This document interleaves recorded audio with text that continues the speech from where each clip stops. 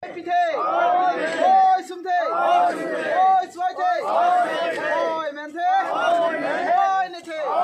hem hemana, hem puarna, rangarna,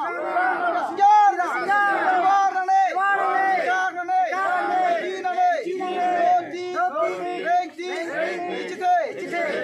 dona, ingisi, karbi, rengdokpen, rengi, beva. Ben dun ikir ben arnam pandro pikana alang itum so super cenglo owe suri ke bang jilangar ni stame ini kak bika pio arnam le itum long so kirai so parai bomna arnam pen kadu kabe farmat pen itum katuk kabe ara song farmat pe pong ek pupal ke ro dun pilo na hem marena hem pu arena